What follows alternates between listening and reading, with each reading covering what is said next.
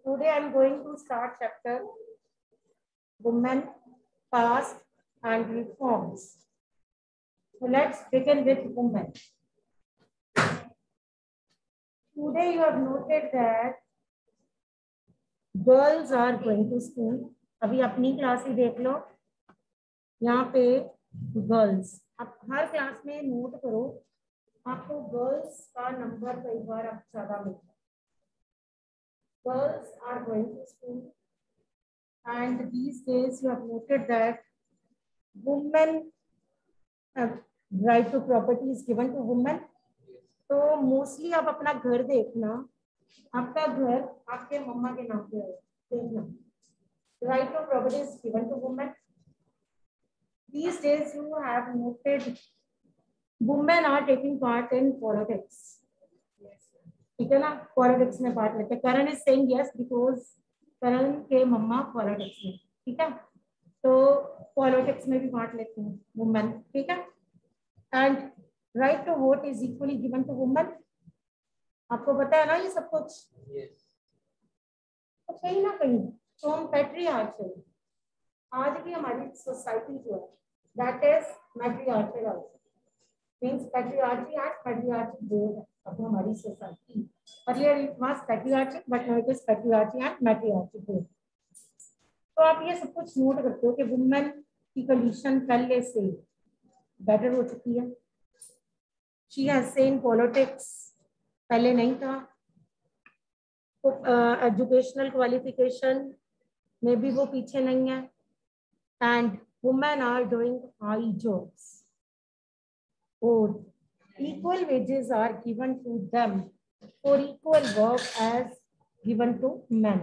Equal wages are given to both male and female for equal work. Earlier it was not so.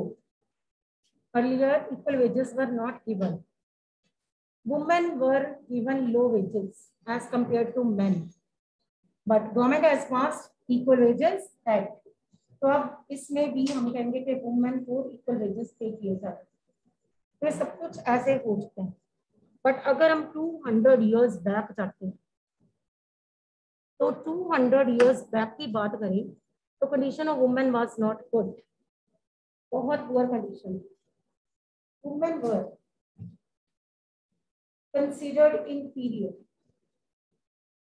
No rights were given to them.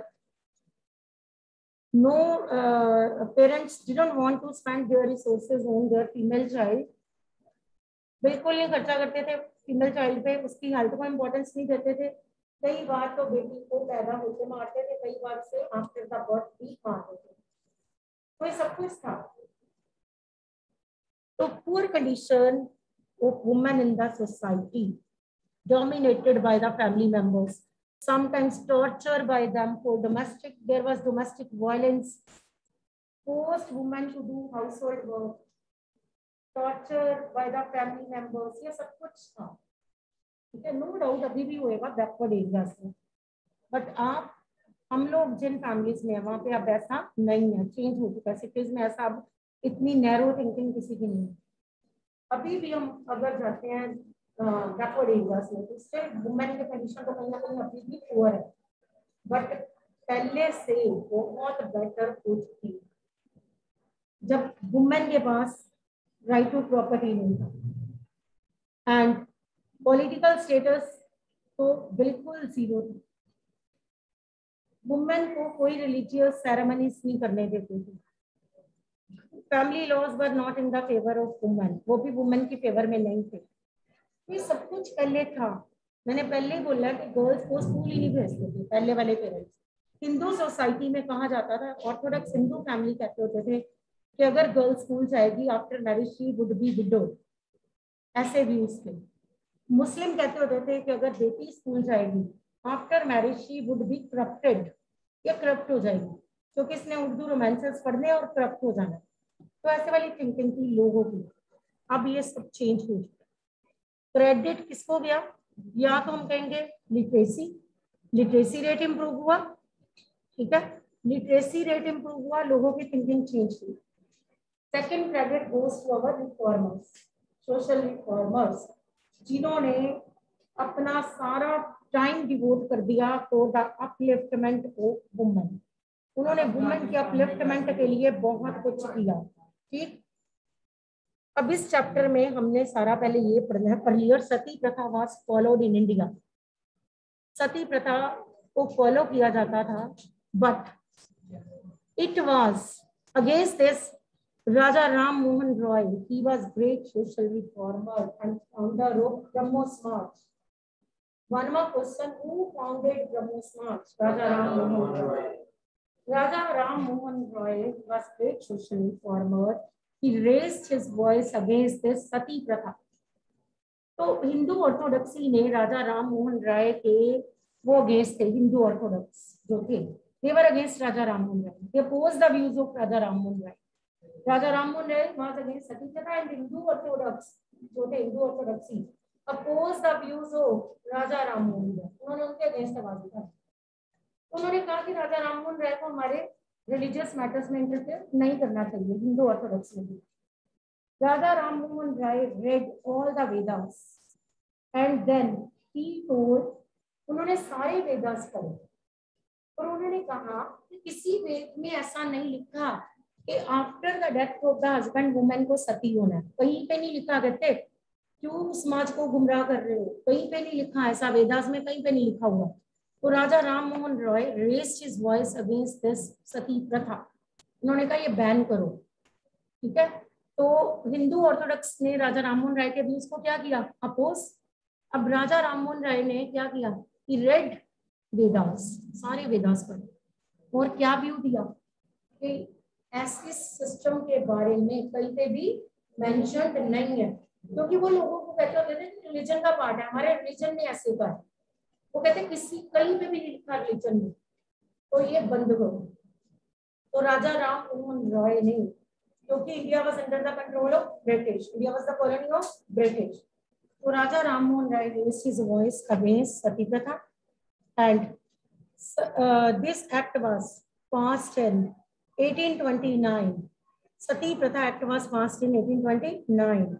British government ने इस act को पास किया, William Bentinck था जो, तो इन्होंने इस law को पास किया। अब इस लॉ के पास होने के बाद सती प्रथा was totally banned, बैन हो गई।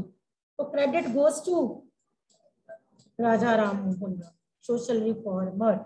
अब ईश्वर चंद्र विद्यासागर, उन दिनों क्या था कि आफ्टर जब हस्बैंड की डेथ होती थी तो वुमेन को एक्सेप्ट नहीं करती थी सोसाइटी, उसे डिस्क्रिमिनेट करते थे। तो ईश्वर चंद्र विद्यासागर ने कहा कि window remarriage right should be given. तब क्या होता था, छोटे छोटे बच्चों की शादियां कर देते थे। अभी बच्चे गोद में होते थे तो उनकी मैरिज कर दी जाती थी, पेरेंट्स गोद में पकड़ के बच्चों की शादी कर देते थे। तो इतने इतने से बच्चों की शादियां कर देते थे। तो जब ये जो बड़े होते थे तो उनको कहा जाता था, बेटी को कहा जाता था कि तेरी तो शादी की हुई है बचपन में इस पर्सन के साथ, तो ऐसे करते थे। अगर उसकी डेथ यंग एज में हो जाती तो उसको विडो कहते थे, छोटी, चाहे वो अपने ससुराल गई चाहे वो नहीं गई, पर शादी तो बचपन में ही थी, उसको तो पता ही नहीं, अब तो उसको कुछ नॉलेज ही नहीं। आप एक 5 महीने के बच्चे की शादी कर दोगे, उसको क्या पता। तो ऐसे होता था। ठीक, तो ये सब तो बहुत टॉर्चर करती थी सोसाइटी। फिर बाद में तो उसे कोई राइट नहीं देते थे उस वुमेन को, उसकी कोई शक्ल नहीं देखता था, ऐसे उसे रूम में बंद कर देते थे, खाना सूरज छिपने से पहले खाना आता था, ये सब कुछ था। तो पुअर कंडीशन ऑफ वुमेन, ईश्वर चंद्र विद्यासागर को ये क्रेडिट जाता है कि उन्होंने विडो री मैरिज करवाई। फर्स्ट विडो री मैरिज किसने करवाई, ईश्वर चंद्र विद्यासागर। हु बैंड सती प्रथा, राजा राम मोहन राय, भूलोगे तो नहीं। एंड किसने आप कहोगे कि विडो की इमेंसिपेशन के लिए वर्क किया, वेलफेयर के लिए वर्क किया, ईश्वर चंद्र विद्यासागर। तो विडो री मैरिज करवाई उन्होंने अपनी आंखों के सामने, फर्स्ट विडो री मैरिज की। तो ईश्वर चंद्र विद्यासागर ने ये उनकी एफर्ट से विडो री मैरिज एक्ट पास हो गया। ठीक है, हु फाउंडेड ब्रह्मो समाज, राजा राम मोहन रॉय। ये याद रहेंगे बच्चे आपको। कहाँ पे सेटअप हुआ ब्रह्मो समाज, कलकत्ता। कहाँ पे, कलकत्ता में। Sati pratha was banned in which year, 1829। याद रहेगा ये।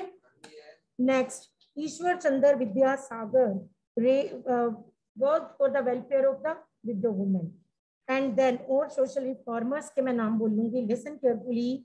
ये नाम है वीर सलंगम, ठीक है, इन्होंने भी विडो री मैरिज की फेवर में बोला, ठीक। Next, Swami Dayanand Saraswati. Swami Dayanand Saraswati founded Arya Samaj. Who was the founder of Arya Samaj? Swami Dayanand Saraswati. Learn it बच्चे। Who founded Brahmo Samaj? Raja Rammohan Roy. Who founded Arya Samaj? Swami Dayanand Saraswati. Swami Dayanand Saraswati. ठीक है, याद रहेंगे। नेक्स्ट, स्वामी दयानंद सरस्वती फाउंडेड विच समाज? आर्य समाज। हंसराज महिला कॉलेज, डीएवी कॉलेज, ये सब इन्हीं के अंडर आते हैं ना। तो स्वामी दयानंद सरस्वती फाउंडेड आर्य समाज। वीर सलंगम, Ishwar Chandra Vidyasagar. You have to learn the names of these social reformers who worked for the welfare of the widow women and were in the favor of widow remarriage. इतना याद रहेगा। Next, अब girls begin going to school. अब girls school जाना शुरू हुई, क्योंकि social reformers जो थे they worked for the welfare of the women. सबसे पहले तो उन्होंने कहा कि गर्ल को पढ़ाया जाए। उस दिन मैंने आपको एक रिफॉर्मर का नेम बोला था, who taught his wife? Tell me.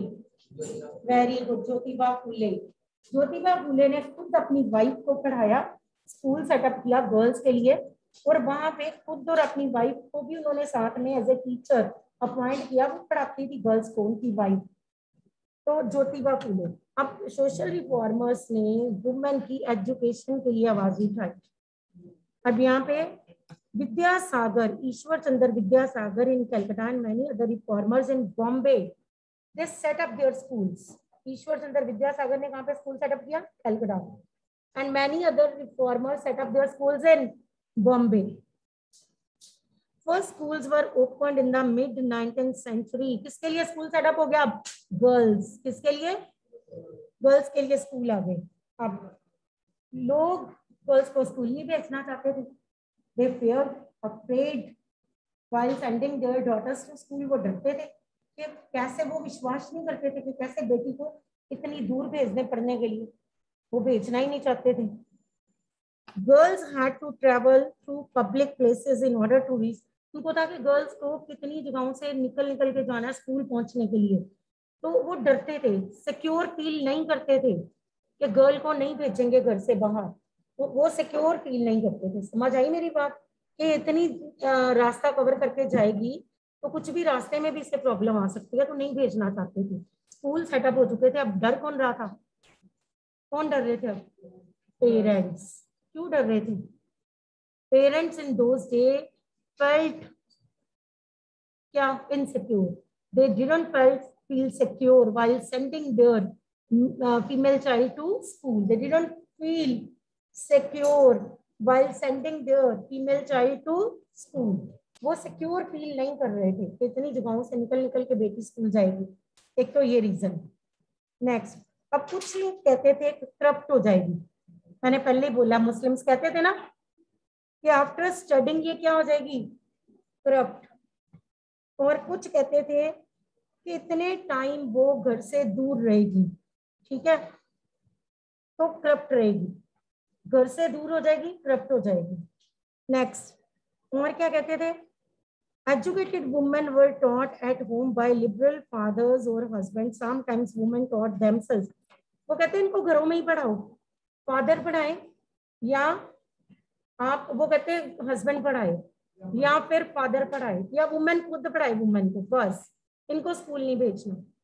Next, अब Raj Sundari Devi, I have told you on that day, first Bengali woman, she learnt in the secrecy of her kitchen. She was the she belonged to Orthodox Hindu family and she was not allowed to read and write, but she learnt in the secrecy of her kitchen. उसने अपने घर के काम करते करते छिप के पढ़ा सब कुछ। और she wrote autobiography. That was Amar Jeevan. Amar Jeevan means my life. My life. उसने एक autobiography लिखी. That autobiography was written by Rajsundari Devi. Who was Rajsundari Devi? Bengali woman. She wrote in Bengali language. Up two questions. First autobiography to be written in Bengali language, Amar Jeevan. First autobiography to be written by woman, that is Amar Jeevan. कुछ भी आए तो Amar Jeevan is the. And what do you mean by Amar Jeevan? My life. तो आपने राजसुंदरी देवी के बारे में वो कहते सुना कि राजसुंदरी देवी जो थी, she learned in the secrecy of her kitchen when she was not allowed to go to school. उसे अलाउ ही नहीं करते थे उसके घर वाले के स्कूल जाए. She was forced to do household work. उसे फोर्स किया जाता था. Though she was from high caste Hindu family, but she was forced by the family members to do household work. तो इस वे से. Next, but she learned in the secrecy of her kitchen. Next. Up next is in the later part of century, schools for girls were set up by Arya Samaj in Punjab.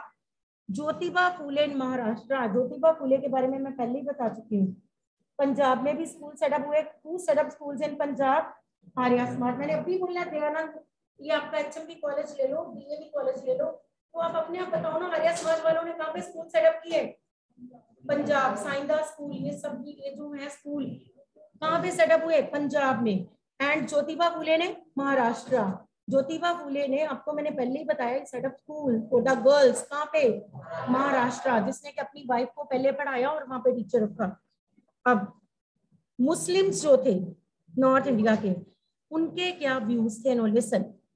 In aristocratic Muslim household in north India, women learn to read the Quran in Arabic. अब वहां पे women ने कुरान पढ़नी सीखी Arabic language में जो थी. They were taught by women who came home to teach. Muslim women जिन्हें कुरान पढ़नी आई, कौन सिखाता था उन्हें? वुमेन ही पढ़ाने आती थी. कौन पढ़ाने आता था? घर में कौन पढ़ाने आता था मुस्लिम वुमेन को? वुमेन. मीन्स वुमेन को कौन पढ़ा रहा है? वुमेन ही पढ़ा रही है. Is it clear? क्योंकि यही तो लोग कहते थे, कहते या तो फादर पढ़ाए या हस्बैंड पढ़ाए, या वुमेन को कौन पढ़ाए? वुमेन. तो Muslim women learn to read Quran. That was in Arabic by women. किससे सीखा? टीचर कौन थी उनकी? Women teacher. वुमेन टीचर से सीखा सब कुछ. Some reformers such as Mumtaz Ali reinterpreted verses from the Quran to argue for women's education. The first Urdu novel began to be written from the late 19th century. Among other things, these were meant to encourage women to read about religion and domestic management in a language they could understand. अब मुमताज अली ने आवाज उठाई, उसने women के education की favour में आवाज उठाई. मुमताज अली ने कहा कि कुरान में कहीं नहीं लिखा कि वुमेन को नहीं पढ़ाना. वो कहती, उसने वुमेन की फेवर में आवाज उठाई कि वुमेन को भी पढ़ने का राइट दिया जाए. वो अगर पढ़ी लिखी होगी तो अपना रिलीजियस अपने टेक्स्ट पढ़ पाएगी, घर को मैनेज कैसे करना है वो सब सीख पाएगी. तो उसने वुमेन की फेवर में आवाज उठाई, एजुकेशन की फेवर में. Women right about women. अब वुमेन ने वुमेन के बारे में लिखा. एक मिनट, राजसुंदरी देवी ने किसके बारे में लिखा? शी रोट अबाउट वुमेन ना, क्योंकि उसने यही कहा ना कि मैं हाई कास्ट हिंदू फैमिली की हूँ और कैसे मुझे घर में टॉर्चर किया जाता है तो डू हाउस होल्ड वर्क. उसने यही बोला ना. उसने फिर इट मीन्स किसकी पुअर लाइफ बताई?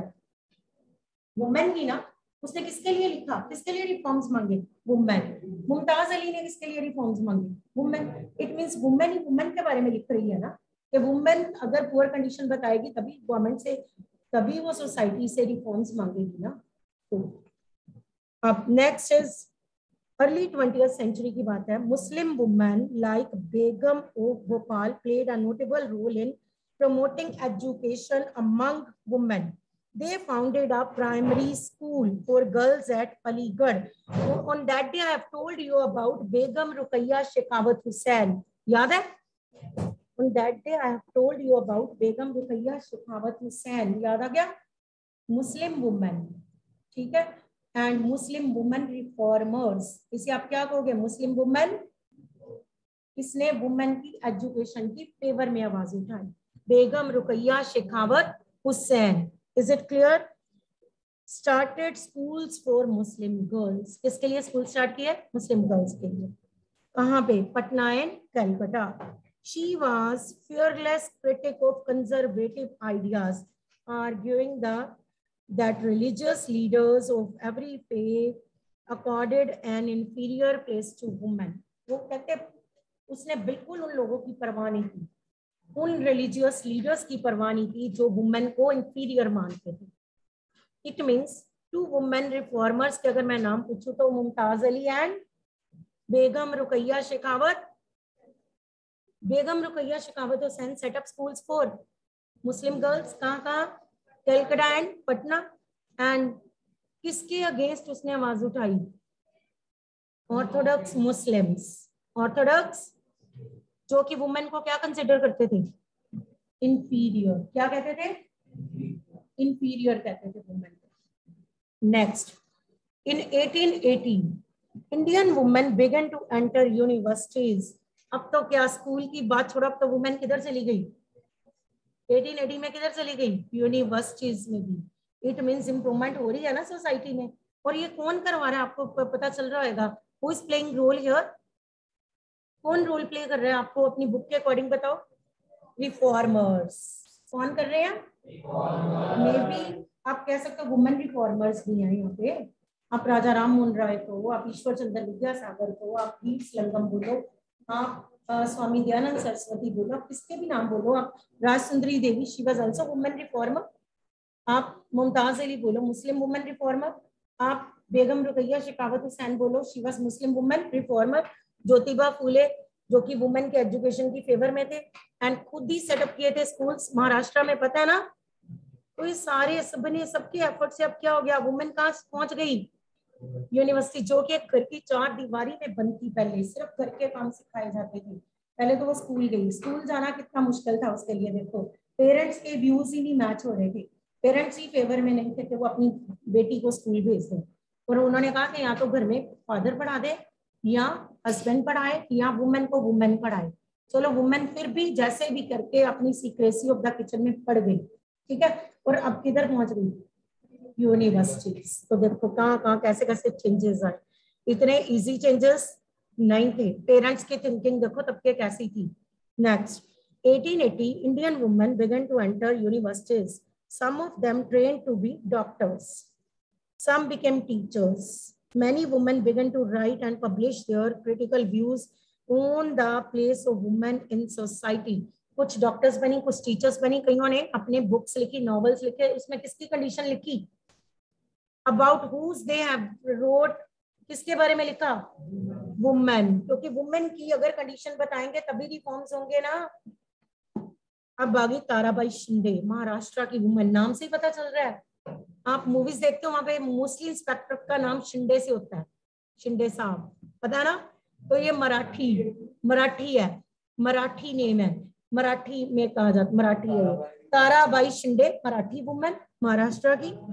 And a women educated at home at Poona published a book. अब ताराबाई शिंदे ने पूना में अपनी एक बुक पब्लिश की. तो उसने उसमें कंपैरिजन किया. किस किस में कंपैरिजन किया? मैन एंड वुमेन में. किसको क्रिटिसाइज किया? Very good. उसने कहा कि बहुत से डिफरेंसेस हैं. किसमें? Man and women. अब एक मिनट, मैं आपसे पूछूं, name some women reformers. Some women reformers. और क्या किया मुझे ये भी बताओ साथ में. मुझे 2 मुस्लिम रिफॉर्मर के नाम, वुमेन रिफॉर्मर. अब आप मुझे बताओ कि एक ऐसा reformer who taught his wife and set up schools for girls in मार. ज्योतिबा फूले. अब आप मुझे बताओ who wrote Amar Jeevan. Very good. Rajsundari. कहाँ की वुमेन थी ये? महाराष्ट्र और Bengal. Very good. Bengali women. तो ये सब नाम. कैलाश बाशनी भी है. वो बुक में नाम नहीं दिया होगा. कैलाश बाशनी भी बंगाली वुमेन थी. She also wrote about the poor condition of women. उसने भी वुमेन की पोर कंडीशन के बारे में लिखा एंड वांटेड रिफॉर्म्स. उसने भी कहा कि रिफॉर्म्स करो. तो ताराबाई शिंदे, इसने किसके बीच में डिफरेंसेस को लिखा? Men and women. और क्रिटिसाइज किया कि why there is discrimination between male and female. क्यों डिस्क्रिमिनेशन है उसने कहा. पंडिता रामाबाई, इसने तो ये देखो घर पे ही पढ़ी है. Pandita Ramabai, great scholar of Sanskrit. अब आपको लर्न रखना है, Pandita Ramabai great scholar of felt that Hinduism was oppressive towards women and wrote a book about the miserable lives of upper caste. Mostly देख लो upper caste हिंदू वुमेन नहीं लिखे हैं. उसने कहा कि हिंदुइज्म में ना कहीं डोमेस्टिक वायलेंस है.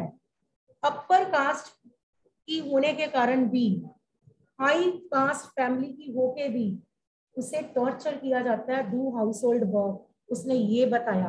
पंडिता रामाबाई संस्कृत थी, स्कॉलर थी, एंड उसने upper caste high caste family की वुमेन की पुअर कंडीशन के बारे में बताया. She founded a widows home at Poona to provide shelter to widows who had been treated badly by their husband relatives. Here women were trained so that they could support themselves economically. अब इसने अपने क्या setup किया, window home. वहां पे किसको training देती थी, वुमेन को, ताकि वो अपने, जैसे गांधी जी कहते होते थे, क्राफ्ट की आइटम सिखाओ बनानी, ताकि अपने पैरों पे स्टैंड हो सके, कल को अपने आप पे डिपेंडेंट हो सके, अपनी अर्निंग कर सके. सेम एज इसने भी वुमेन के लिए ट्रेनिंग सेंटर सेटअप किया and gave training to the women in different art and craft, ताकि वो अपनी अर्निंग कर सके. उन्हें इकोनॉमिकली उसने इंडिपेंडेंट किया. समझ आई? किसने किया इकोनॉमिकली इंडिपेंडेंट टू वुमेन? किसने? पंडिता रामाबाई. पंडिता रामाबाई इकोनॉमिकली इंडिपेंडेंट किया उस वुमेन को. डिफरेंट कह दो कि आर्ट क्राफ्ट इन फील्ड्स में उसने वुमेन को ट्रेनिंग दी. ठीक है. Needless to say, all this more than alarmed the Orthodox. For instance, many Hindu nationalists felt that Hindu women were adopting Western ways and that would corrupt Hindu culture and erode family values. और देखो क्या कह रहे हैं वो क्या कह रहे हैं कि हमारी बेटी क्या अडॉप्ट करी जा रही है. अगर एजुकेटेड होएगी तो कौन सा कल्चर अडॉप्ट करेगी? वेस्टर्न कल्चर अडॉप्ट करेगी तो क्या हो जाएगी? क्या भूल जाएगी? किसका कल्चर भूल जाएगी? अपना इंडियन कल्चर भूल जाएगी. रिस्पेक्ट, बड़ों की रिस्पेक्ट करना भी भूल जाएगी. ये किसके व्यूज थे?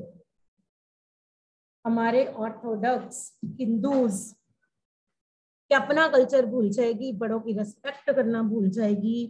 Orthodox Muslims were worried about the impact of. सारे हिंदू एंड मुस्लिम्स जो ऑर्थोडॉक्स थे ना, कट्टर जो ब्राह्मण समाज या कट्टर मुस्लिम समाज जो होते थे, वरीड थे. किससे? किसके आने से? एजुकेशन. किसकी एजुकेशन? Women education. वो क्यों क्या डर रहे थे कि वुमेन क्या हो जाएगी? अवे फ्रॉम द होम, घर से दूर हो जाएगी. कौन सा कल्चर भूल जाएगी? बड़ों की रिस्पेक्ट नहीं करेगी, वैल्यूज नहीं रहेंगी उसमें. ठीक है, करप्ट हो जाएगी. घर से ज्यादा घंटे बाहर रहेगी स्कूल में तो क्या हो जाएगी? करप्ट. वैल्यूज ठीक है नहीं रहेंगी. As you can see, by the end of 19th century, women themselves were actively working for reform. They wrote books, edited magazines, founded schools, training centers, set up women's association, and from the early 20th century, they formed political pressure groups to push through laws for female suffrage. Suffrage का मतलब पता है? Right to vote. इसमें सिर्फ यही बताया कि women इतनी एक्टिव हो चुकी थी कि अब वो अपने लिए स्कूल सेटअप कर रही थी. अब वुमेन एक्टिव है. पहले तो रिफॉर्मर्स कर रहे थे, अब वुमेन एक्टिव हो चुके हैं. यूनिवर्सिटीज तो चली गई, अब क्या सेटअप कर रही हैं? स्कूल्स. खुद के लिए क्या बनवा रही हैं? लॉ. और क्या डिमांड रखी? सफरेज. सफरेज मींस हमें क्या दो? Right to vote. Right to vote. अब राइट टू वोट भी मींस पॉलिटिकल स्टेटस की तरफ चल पड़ी अब अपने. And political pressure group set up किए, पॉलिटिकल एसोसिएशन सेटअप की वुमेन ने, ताकि उनका पॉलिटिकल स्टेटस भी इंप्रूव. अब एक मिनट, एक बात, अगर पॉलिटिकल स्टेटस इंप्रूव हो जाएगा तो कंडीशन तो अपने आप ही इंप्रूव हो जाएगी. ठीक है. अगर वुमेन पॉलिटिक्स में आ जाएगी तो पॉलिटिकल स्टेटस इंप्रूव होने से उसकी कंडीशन अपने आप इंप्रूव हो जानी है सोसाइटी में. ठीक है ना. तो उन्होंने कहा कि पॉलिटिकल स्टेटस इंप्रूव करो वुमेन का. अगर वुमेन की कंडीशन इंप्रूव करनी है ना तो first of all improve her political status. उसका स्टेटस इंप्रूव करो, उसे राइट टू वोट दो. अब इन्होंने क्या मांगा? Right to vote. Suffrage means right to vote. और क्या मांगा? बेटर हेल्थ फैसिलिटीज, जो कि वुमेन को नहीं मिलती थी. पता है ना, नहीं मिलती थी. क्या होता था? घर में बेटा और बेटी दोनों बीमार होने, पुराने टाइम में पेरेंट्स बेटी को विच डॉक्टर के पास ले जाते थे? तांत्रिक बाबा के पास. इसको ठीक कर दो. ठीक. बेटे को प्रॉपर हेल्थ फैसिलिटीज मिलती थी, बेटी को नहीं देते थे. बेटी को घर के टोटकों से ठीक करते थे और बेटे को प्रॉपर हेल्थ फैसिलिटीज प्रोवाइड की जाती थी. अब वुमेन ने कहा कि हमें प्रॉपर हेल्थ फैसिलिटीज भी चाहिए. ठीक है. हेल्थ केयर, एंड एजुकेशन, ये सब. Some of them joined various kinds of nationalist and socialist movement from 1920. अब क्या ज्वाइन की वुमेन ने? Nationalist and socialist movement. आपको पता है गांधी जी की क्विट इंडिया मूवमेंट में पार्टिसिपेंट्स जितने भी थे, सबसे ज्यादा पार्टिसिपेशन किसकी थी? वुमेन. वुमेन पार्टिसिपेशन बहुत ज्यादा थी गांधी जी की मूवमेंट में. गांधी जी ने जब ये मूवमेंट स्टार्ट की ना, तो नंबर ऑफ मेंबर अर्लियर जब वो बिगिनिंग पॉइंट था तो 78 था बस, जब बिगिनिंग हुई 78. और जब गांधी जी अपना सॉल्ट को ये मूवमेंट के थ्रू जब दांडी पहुंचे, ठीक है, दांडी पहुंचे, तो number of member reach to 2 lakh. जो कितने देर में, मैं बताती हूँ, 12 मार्च को स्टार्ट किया, 6 अप्रैल को वो दांडी पहुंच गए. देख लो कितना टाइम है, कितने दिन है, देख लेना. मेरे ख्याल में 24 डेज जो भी है. तो जब वो दांडी पहुंचे ना, वो गए थे 12 मार्च 1930. ठीक, 1930 12 मार्च को उन्होंने स्टार्ट किया, पहुंचे वहां पे 6 अप्रैल 1930. and then number of member reached to 2 lakh. Earlier it was only 78. Now it reached to 2 lakh. आपको पता है कौन थी participants? Women. Women from their houses came to listen to the speeches of Mahatma Gandhi. क्योंकि गांधी जी पता क्या करते थे? रोज 10 माइल चलते. पैदल थी ना ये यात्रा, पैदल. तो डेली 10 मील चलते. जहाँ पे 10 मील कंप्लीट होते वहां पे रेस्ट करते, स्पीचेस देते. और वो स्पीचेस सुनने वुमेन घरों से आती थी विद देयर किड्स, बच्चों के साथ. और कई बार तो गोदी उठाए हुए बच्चे साथ लेके वो चल पड़ी, छोटे छोटे बच्चों को साथ लेके चल पड़ी. और इस मूवमेंट में वुमेन की पार्टिसिपेशन बहुत ज्यादा थी. तो जब वो दांडी को पहुंचे ना 6 अप्रैल, तो number of member reach to 2 lakh.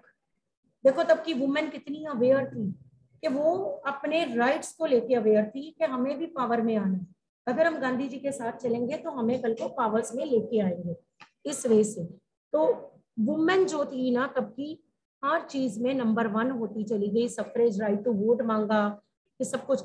तो ये तो मैंने उस दिन भी बताया, फ्रांस की वुमेन ने भी स्ट्रगल करके लिया. हर जगह ये स्ट्रगल किया वुमेन ने. सिर्फ एक न्यूजीलैंड ऐसी कंट्री है जिसने सफ्रेज सबसे इक्वल सबको राइट टू वोट जो दिया सबसे पहले. This suffrage was followed by New Zealand.